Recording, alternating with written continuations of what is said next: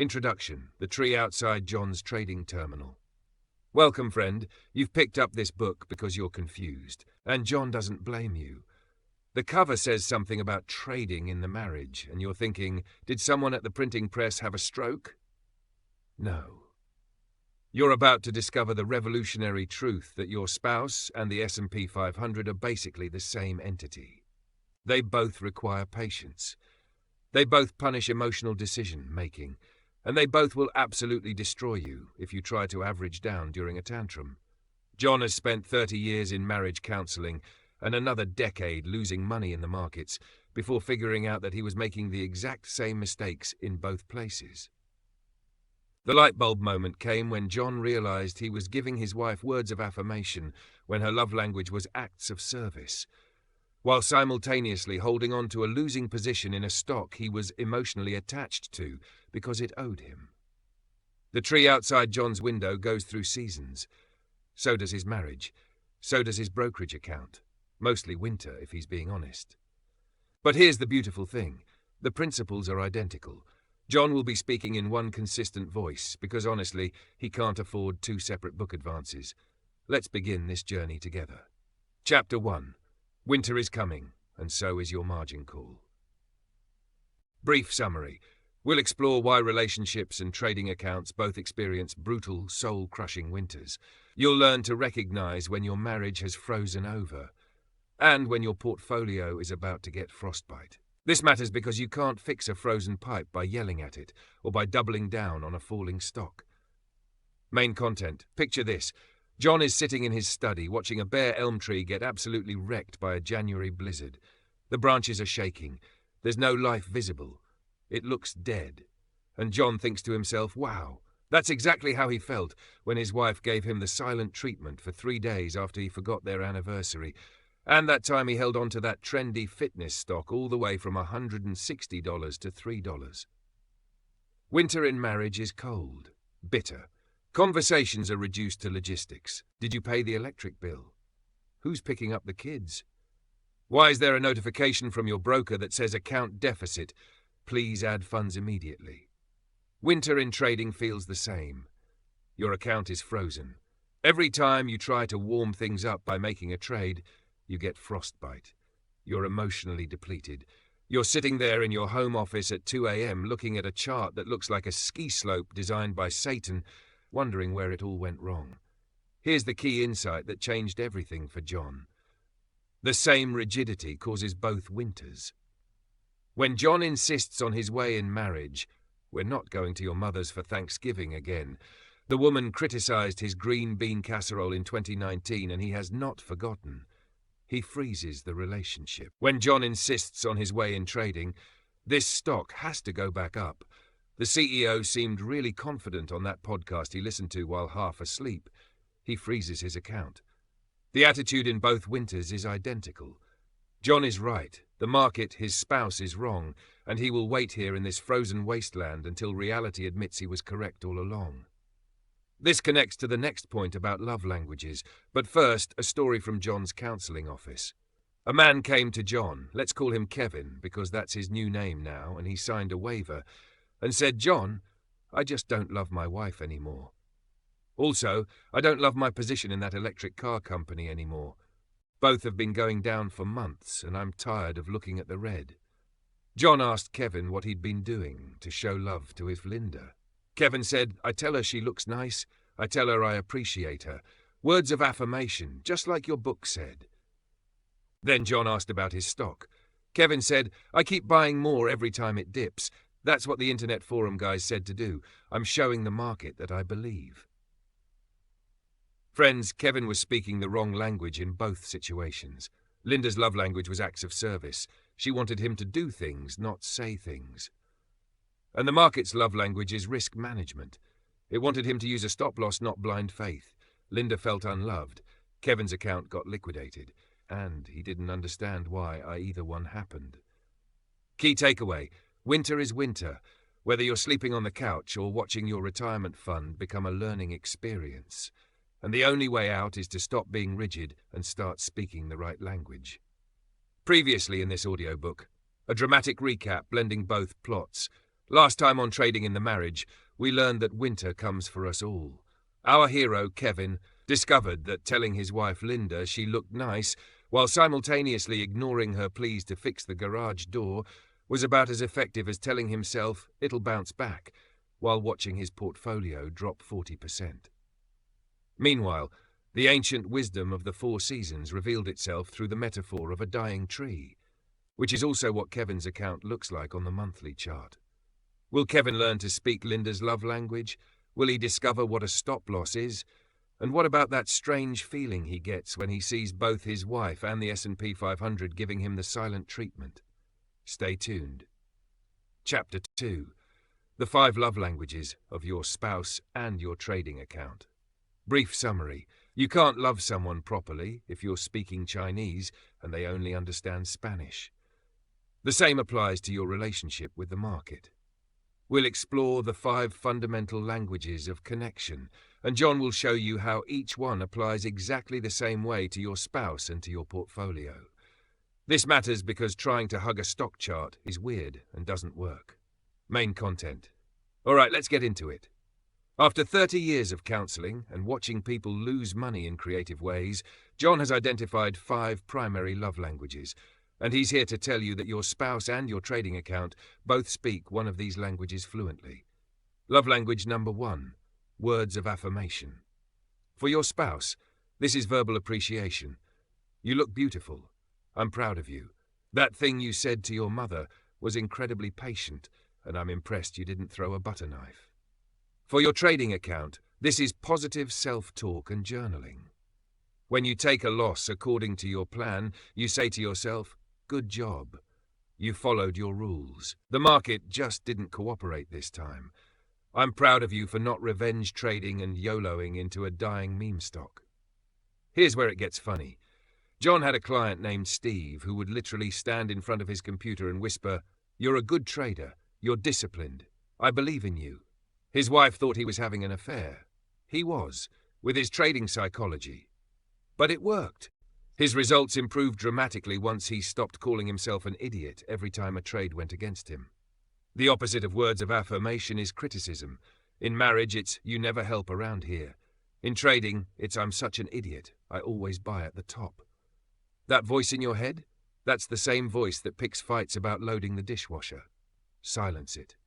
Love language 2, quality time. For your spouse, undivided attention, TV off, phone down, eye contact. Actually, listening to the story about Carol from accounting, even though you've heard it 7 times, and Carol sounds insufferable. For your trading account, focused analysis without distraction.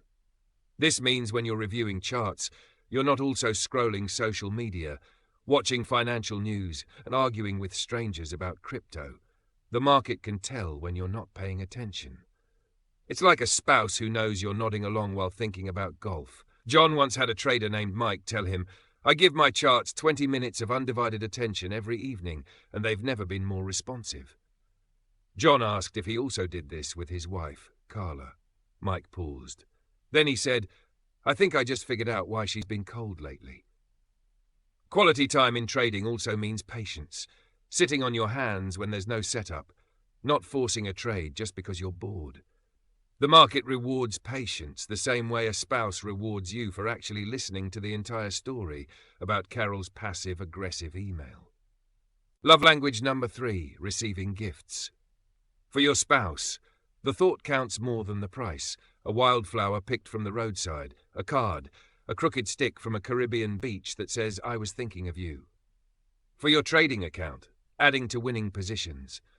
This is the gift you give to a trade that's treating you well. "You've been so good to me, Tech Giant Inc. Here's another share. You deserve it." The market feels appreciated and often rewards you with more gains. The mistake people make is giving gifts to the wrong recipient. John had a client named Derek who kept giving gifts to a losing position, averaging down, throwing more money at a stock that was clearly leaving him. John said, "Would you buy your wife a diamond necklace while she's actively filing divorce papers?" Derek said no. John said, "Then stop buying more of that stock that's down 70% and hates your guts." The market, like a spouse, responds to thoughtful gifts given at the right time to the right recipient. not desperate bribes during a crash. Love language number 4, acts of service. For your spouse, doing things. Vacuuming, making dinner, fixing the thing that's been broken for 6 months. This is John's wife's primary language, which is why John now vacuums floors despite swearing as a teenager that he would never vacuum again. Love is a choice, and apparently so is cleaning the baseboards. For your trading account, risk management.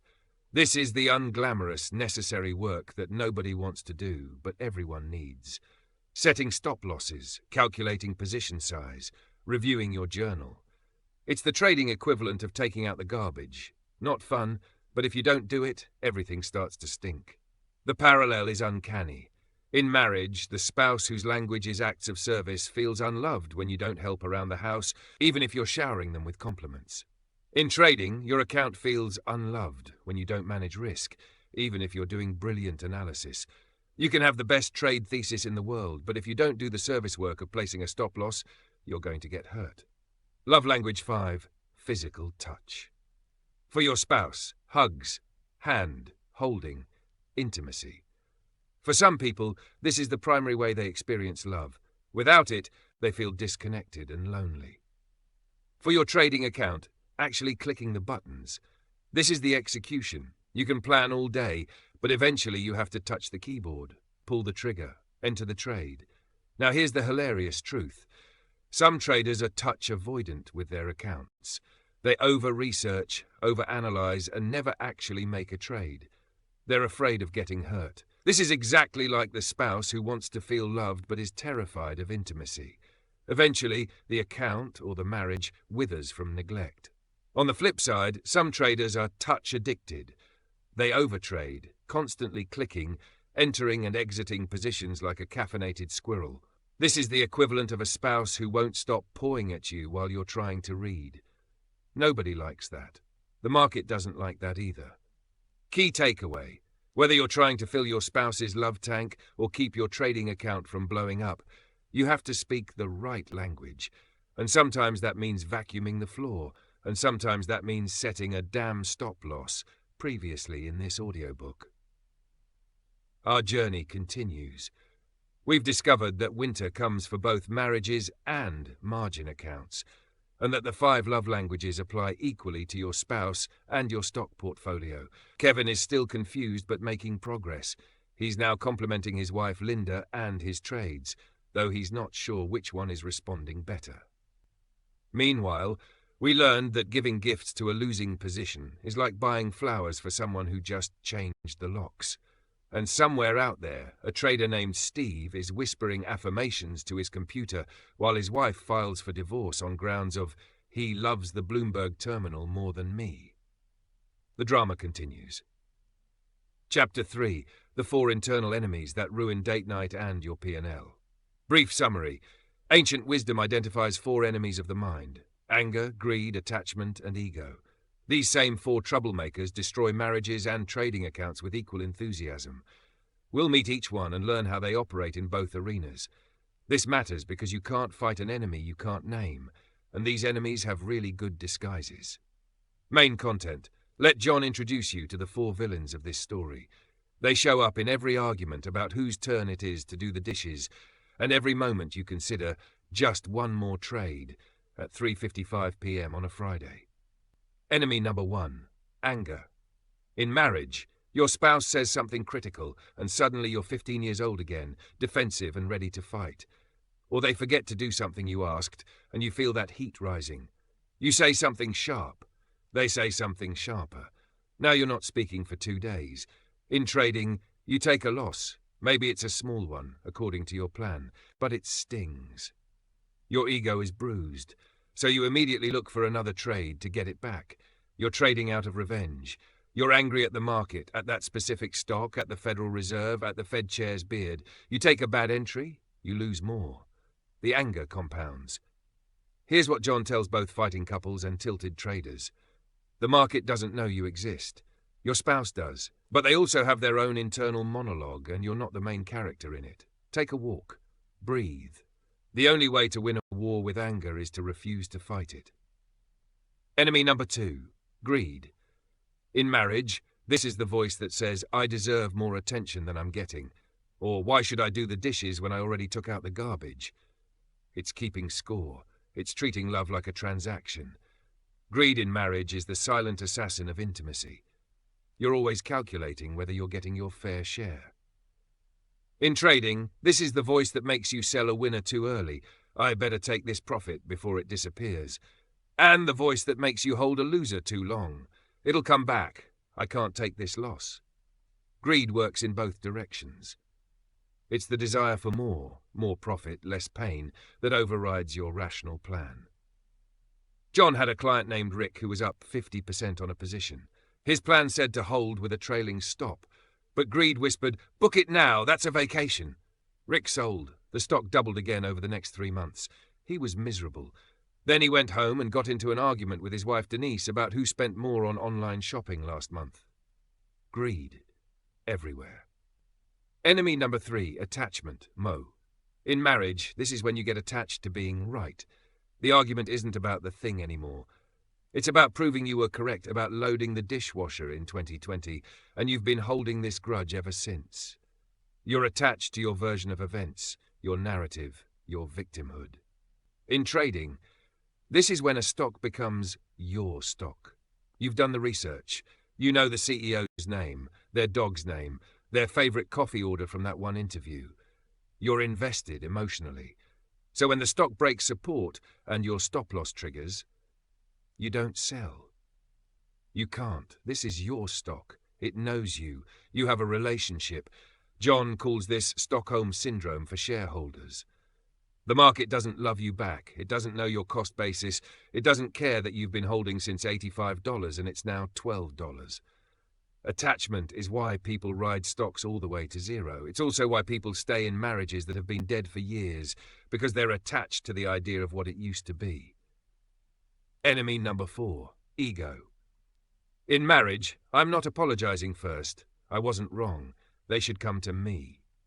Ego is the wall that keeps winter frozen solid. It's the voice that says vulnerability is weakness, that admitting fault is surrender. Ego is why couples can go weeks without speaking over something neither of them remembers clearly. In trading, ego is why traders can't take a loss. Taking a loss means admitting, I was wrong about this trade. And if you're wrong about this trade, what does that say about you? Ego makes it personal. The market becomes a reflection of your self-worth. Up day equals I'm a genius. Down day, I'm a failure. Here's the truth that took John decades to learn. The market is not a report card on your value as a human being. Neither is your spouse's mood. Both are external systems doing their own thing. Your job is to respond with discipline and love, not to make it about you. Key takeaway: anger, greed, attachment, and ego are the 4 horsemen of the apocalypse. They'll destroy your marriage and your portfolio, often on the same day, and they don't even have the decency to do it one at a time. Chapter 4, The 3 Salesmen, and Why You Keep Firing the Wrong One. Brief summary. A simple business parable reveals the most common and costly mistake in both relationships and trading. We fire our winners and keep our losers. We'll learn why we do this irrational thing and how to stop. This matters because if you keep nurturing what's killing you and discarding what's helping you, you're going to have a bad time. Main content. Let John tell you a story. There was a shop with 3 salesmen. The first salesman was incredible, charming, effective, made customers feel special. He brought in huge profits. The owner loved him. The second salesman was fine. Not great, not terrible, just kind of existed. Made a few sales, didn't offend anyone, but didn't exactly light the world on fire. The third salesman was a disaster, rude to customers, angry, drove people away. Everyone hated him. He was a net negative to the business. One day, the owner had to let someone go. Who got fired? Obviously the third one. The disaster. You don't fire your star performer. Now let's look at your trading account and your marriage. Your first position is a stock that's up 40%, trending beautifully, making higher highs. It's your star performer, your winner. Your second position is hovering around break-even, not doing much, neutral. Your third position is a disaster, down 30% and showing no signs of life. Every day it drains more of your capital and your emotional energy. What do most traders do? They sell the winner to lock in profits. They might hold the break-even, just to see, and they definitely hold the loser, hoping it comes back. They fired their best salesman and kept the one who yells at customers. This is exactly what we do in relationships. Think about it. Your spouse does something wonderful, plans a nice evening, handles a difficult situation with grace, makes you laugh after a hard day. Do you spend hours dwelling on it? Do you nurture it? Or do you quickly move on to the next complaint? But when your spouse does something annoying, leaves socks on the floor, says something thoughtless, forgets an errand, we dwell on that. We nurture that grievance. We water that weed until it's a mighty oak of resentment. We fire the good moments and keep the bad ones on payroll. A successful trader and a successful spouse does the opposite. They are ruthless with losses. Cut them quickly. Acknowledge the mistake, take the small L and move on. And they are patient with winners. Let the good times run. Water what's working. Give attention to what's thriving. In marriage, this means catching your spouse doing something right and commenting on it, letting the small annoyances go, starving the resentment of attention. In trading, this means using a stop-loss, ruthless with losses, and a trailing stop or profit target based on the chart, patient with winners. Key takeaway: stop firing your best salesman, whether that's a winning stock or a thoughtful gesture from your spouse, and start showing the door to the jerks who are ruining your business and your peace. Previously in this audiobook. The plot thickens. We've met the four enemies, anger, greed, attachment, and ego, and discovered they're running a multi-level marketing scheme that ruins both date night and your trading journal. We also learned that we're all terrible managers who fire our star employees while giving raises to the ones who set the break room on fire. Kevin has now started journaling, which his wife Linda initially mistook for him writing a secret novel. She was disappointed to learn it's just a log of his emotional state during market hours. Meanwhile, the tree outside the window continues to be a metaphor, probably. The seasons are changing, but will Kevin's account balance? Find out now. Chapter 5. The Dopamine Trap. Why you keep swiping right on bad trades. Brief summary. Your brain is wired to love unpredictable rewards. It's why slot machines work, why you keep checking your phone, and why you can't stop making trades even when you're losing. We'll explore the monkey experiment that explains everything about your compulsive behavior. This matters because recognizing the trap is the only way out of it. Main content. Let John tell you about 3 monkeys. The first monkey did a task and got a reward every single time. He understood the pattern and kept going until he was exhausted. Predictable. The second monkey did the task and got nothing. He quickly realized this was a terrible deal and stopped participating. Smart monkey. The third monkey got rewards randomly. Sometimes on the first try, sometimes on the 5th, sometimes not at all for a while, then 3 in a row. He never stopped doing the task. He kept going and going, driven by the hope that the next one would pay off, even though he got far fewer total rewards than the first monkey. You are the third monkey. In trading, you win some, you lose some. The wins feel amazing. Dopamine floods your brain, you feel like a genius. Then you lose. But you remember the win. You want that feeling again. So you trade again and again. Even if you're net negative over time, the random reinforcement keeps you in the game. This is why people blow up accounts and then deposit more money. They're not rational. They're dopamine-seeking monkeys. In dating and marriage, this is why people stay in toxic relationships. The good times are so good, even if they're rare. The random reinforcement of affection, sometimes they're loving, sometimes they're cold, creates an addiction. You keep doing the task of being in the relationship, hoping for the next hit of love. This is also why the in-love euphoria of new romance is so powerful and dangerous. It's a concentrated dopamine blast that makes you ignore giant red flags like he's been married 3 times or she's allergic to accountability. John remembers a woman named Tina who came to his office. She was 36 and had just gotten engaged to a man named Greg after dating him for 3 weeks. 3 weeks. She was convinced he was perfect, despite the fact that he'd been married twice before, had 3 kids, and had held 3 jobs in the past year. She was riding the dopamine wave of in love and couldn't see the cliff ahead. Spoiler, they did not last, but Tina learned a valuable lesson about the difference between the drug of new love and the choice of real love. The market is designed to exploit this. The uncertainty is the feature, not the bug. Your brain craves the resolution of uncertainty. It's why you check your phone constantly, why you can't stop looking at the chart, why you feel compelled to do something even when doing nothing is the correct action. Here's how to break the loop. In trading, make it boring. Follow a system. Remove the uncertainty of your actions, even if the outcome is uncertain. When you have a written plan and you follow it mechanically, you stop being the third monkey. You become, well, not the first monkey either. You become something better, a professional who understands probability. In marriage, make love a choice, not a feeling. The in-love high fades. That's normal. That's biology.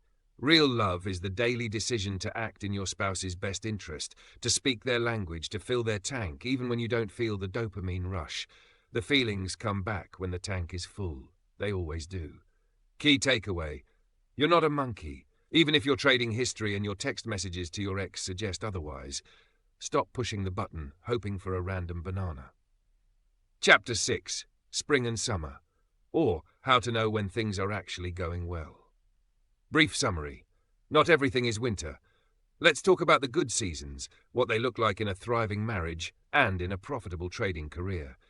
We'll learn how to recognize spring's new growth and summer's steady warmth.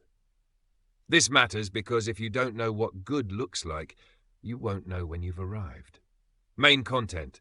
After all that talk about winter and dopamine traps and firing the wrong salesman, you might be thinking, is there any hope? Does anyone actually have a good marriage or a profitable trading account? Yes, and the good seasons look remarkably similar. Spring in marriage, excitement, new growth. You're dating again, even though you've been married for years. You're reading books together, trying new things, having conversations that go beyond logistics. There's hope in the air. You notice the little things your spouse does, and you appreciate them. You're planning for the future together. Spring in trading. You've done the hard work of studying. You've found a system that fits your personality. You're trading small, following your rules, and seeing consistent, if modest, results. You're excited to review your journal. You're learning from every trade, win or lose. You feel like you're finally getting it. The account is green, even if it's not life, changing money yet. The key to staying in spring is simple. Keep doing the things that got you there. Date nights, journal reviews, appreciation, discipline. When the first poison ivy of irritation appears, an annoying habit, a small loss that stings, you address it before it spreads. Summer in marriage, deep satisfaction. You're secure in each other's love. Conflicts happen, but they're resolved quickly because you both know you're on the same team. You laugh a lot. You enjoy just being in the same room. Your adult children say things like, "I want a marriage like yours." It's comfortable, but not boring. It's warm. Summer in trading. You're in the zone. You trust your system completely. You don't get emotional about wins or losses because you know it's all part of the probability. You check your account briefly, make your decisions, and then go live your life. Trading is boring now, and that's the point. It's a source of income, not a source of drama. You sleep well. You're not checking futures at 3 a.m. Let John tell you about an older couple, Martha and George. They'd been married 35 years and had never been to counselling. Martha came to John crying because she felt like they were just roommates. George was baffled. He said, "I do everything for her. I start dinner, I wash dishes, I vacuum." But Martha's love language was quality time. She wanted him to sit on the couch and talk, not do chores. George's love language was acts of service. He was speaking his own language, not hers. When the light bulb went on, George said, "I could have been sitting on the couch talking to her 15 minutes every night instead of doing all this stuff." They went home, started speaking the right languages, and called John from their second honeymoon in the Bahamas a few months later. That's summer. Here's the warning about summer. Yellow jackets. These are the unresolved conflicts that nest underground. In marriage, it's the thing you never talked about that festers. In trading, it's the bad habit you never fixed. Maybe you still move your stop-loss just a little sometimes. One day you step on the nest, and suddenly you're in a full-blown argument or a full-blown tilt, wondering how summer turned so ugly so fast. Dig up the nests, do the maintenance. Summer requires tending, just like any other season. Key takeaway: spring and summer are real and achievable, in your marriage and in your trading, but they require the same thing. Consistent, boring, intentional action that doesn't make for good stories, but makes for a good life. Previously in this audiobook. We've come so far. Kevin has discovered that he is, in fact, the third monkey. He stopped revenge trading and started vacuuming the floor without being asked. His wife Linda is cautiously optimistic. His trading account is no longer in free fall. They've entered a tentative spring and there's talk of actually enjoying each other's company again. But will the yellow jackets of unresolved issues, like that one time he said her mother's meatloaf was interesting, surface to ruin everything? And what about that stock he's still holding that's down 60%, but he believes in the long-term story? The seasons are changing, but the journey isn't over. Chapter 7. The 7 strategies for moving from winter to spring, in your bedroom and your brokerage account. Brief summary. We've diagnosed the problems, now let's fix them. 7 practical strategies that apply equally to warming up a frozen marriage and thawing a frozen portfolio.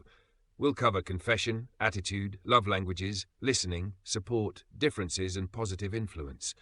This matters because knowledge without action is just expensive therapy. Main content. Here are the 7 strategies, unified and ready for deployment in all areas of your life. Strategy 1. Deal with past failures. Confess and take responsibility. In marriage, identify your failures, not your spouse's. Make a list of ways you've hurt them. Then go to them and say, I was wrong. I'm sorry. Will you forgive me? No excuses. No, but you also. Just ownership. In trading, review your journal.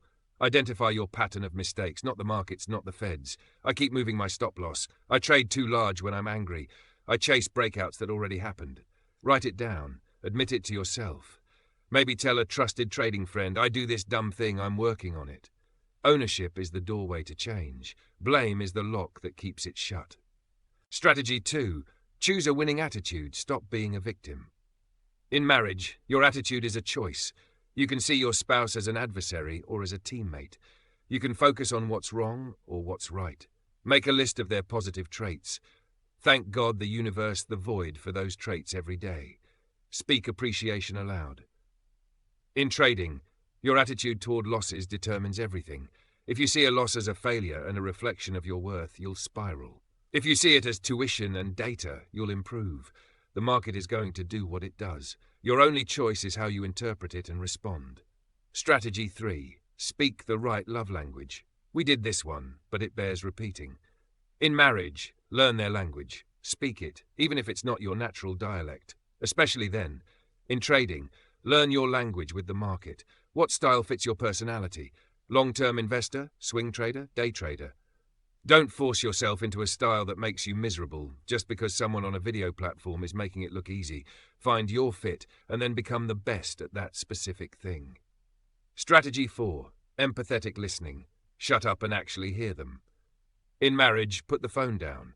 Look at them. Listen for feelings, not just facts. Reflect back. What I'm hearing is that you feel overwhelmed and unseen. Is that right? Don't offer solutions unless they ask. Just hear them. In trading, listen to what the market is telling you, not what you want it to tell you. The chart is communicating. Price action is a language. Volume is a voice. Are you listening? Or are you just projecting your hopes onto a candlestick pattern? When the market says I'm going down, believe it. Don't argue with it. You can't negotiate with a chart any more than you can negotiate with a spouse who just needs to vent. Strategy 5. Help your spouse and your account. Succeed in marriage. Ask, what can I do to help you today? Then do it. Support their goals, celebrate their wins, be their biggest cheerleader. In trading, set your trades up for success. Give them room to breathe. Don't micromanage them. If a trade is working, let it run.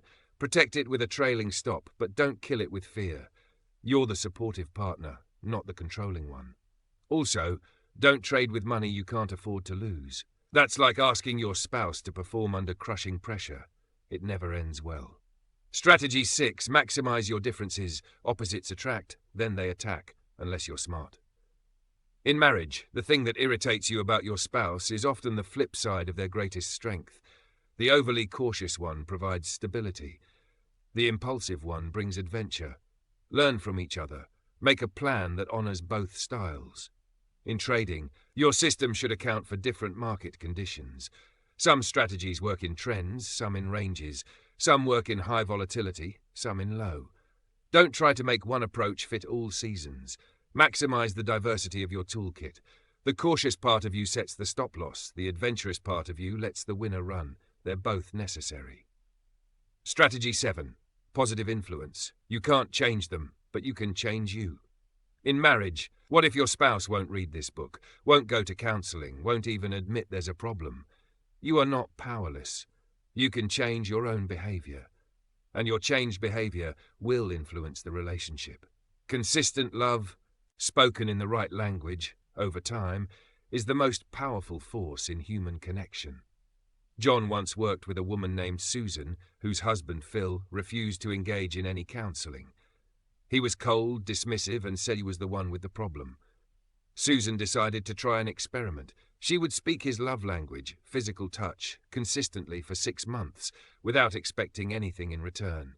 She started initiating physical affection, giving compliments and stopping all verbal complaints. It was hard. It felt hypocritical at first, but within 3 months Phil began to soften. Within 6 months he was initiating conversation and even agreed to read a book on marriage. She loved him back from winter to spring, by changing herself, not him. In trading, you can't change the market.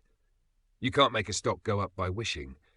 But you can change your reaction to the market. You can change your risk management. You can change your process. And that changed process will influence your results. Consistent discipline, applied over time, is the most powerful force in trading.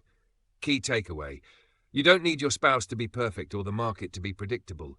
You just need to show up, do the work, speak the right language, and trust that spring follows winter.